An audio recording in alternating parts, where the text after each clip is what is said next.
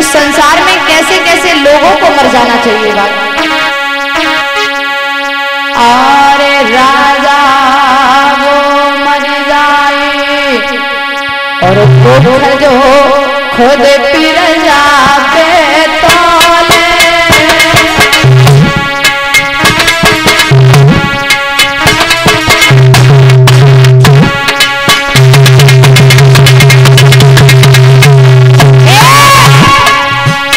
अरे राजा को मर जाए दुख जो खुद पिर जाते हैं और चुगला घोर बेईमान मरे जो अमृत में विष घोर। चुगला घोर बेईमान मरे जो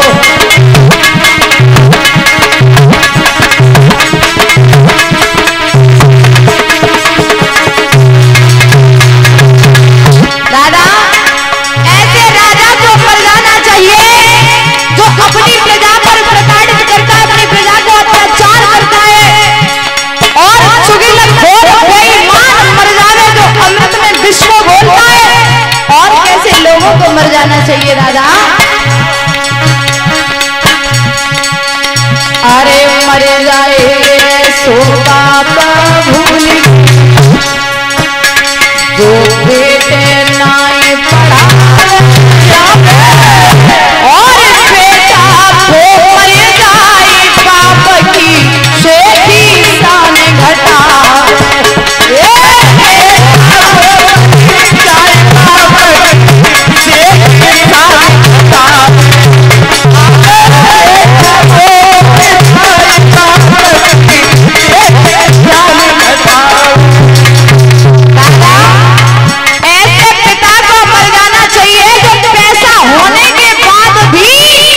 संतान को पढ़ाता लिखाता नहीं है। और ऐसे बेटे को मर जाना चाहिए जो बाप की हजारों साल की इज्जत मान मर्यादा एक झटके में नीचे गिरा दी। अरे मर जाए सो घाट भूल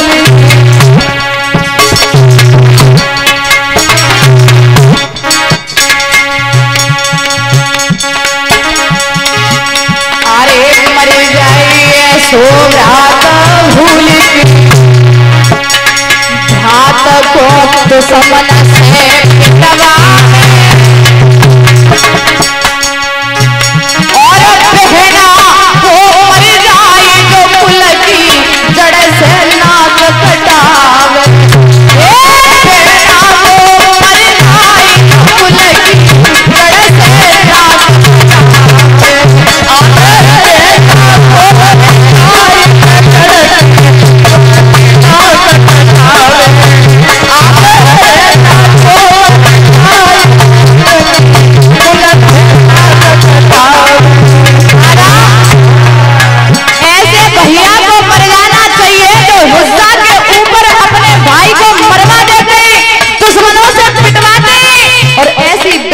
मर जाना चाहिए दादा जो अपने बाप की, भैया की, मम्मी की, पिता की, सबकी महाराज नाक कटवा देती है। ऐसी बहन को मर जाना चाहिए।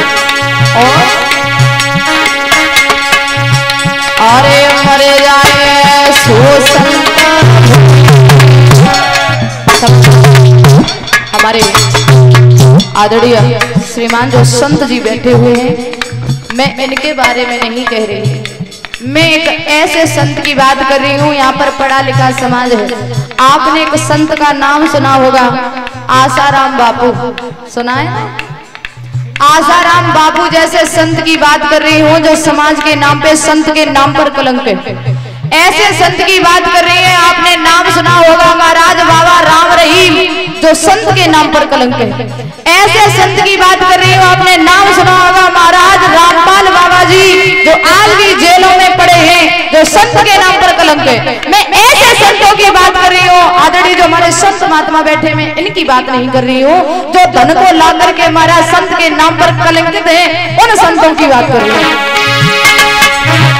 अरे मर जाएंगे सो संत,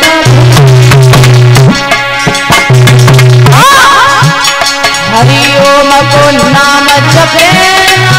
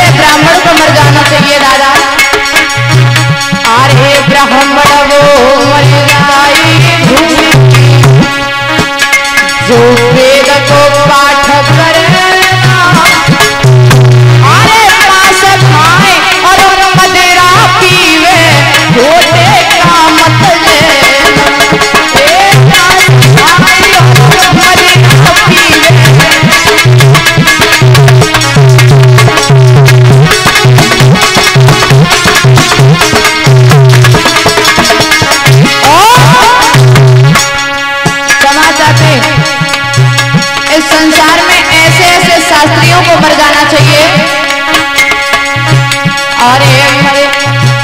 अरे कथा वाचक मर जाई प्रभु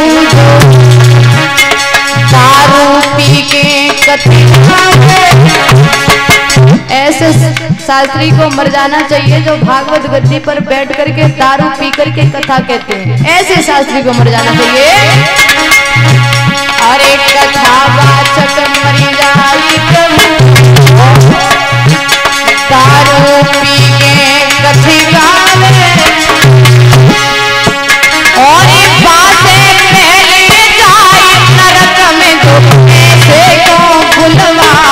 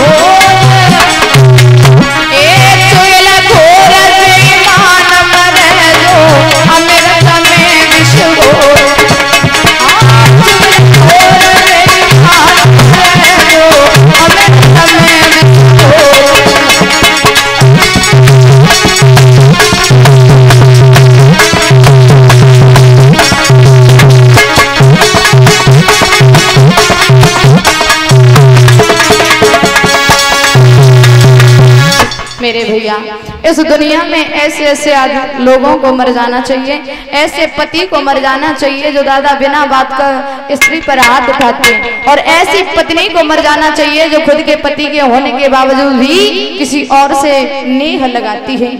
ऐसी बहन को मर जाना चाहिए जो अपने संसार की अपने कुल की नाक कटाती है। ऐसे भैया को मर जाना चाहिए जो हिस्सा के ऊपर अपने भैया को मरवा देते हैं।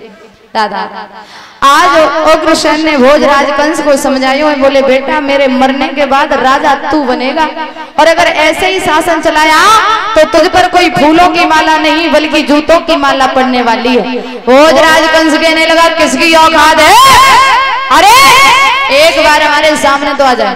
आगे बढ़कर के जवाब दिया कि तुम अब राज करने के लायक नहीं रहे इसलिए बातें मत करो। जाकर के भोजराज कंस ने उग्रसेन के सर से मुकुट उतारा अपने सर पर रख लिया और जब अपने सर पर रखा जल्लादों से यानी कि अपने जो उसके साथ के मंत्री थे उन मंत्री से जाकर के कहा कि जाकर के हमारे पिता को काल कोठरी में बंद कर दो अब ये आराम करेंगे। संगति का असर जैसा था महाराज उसी मंत्री ने जाकर के उग्रसेन को काल कोठरी में बंद कर दिया। भोजराज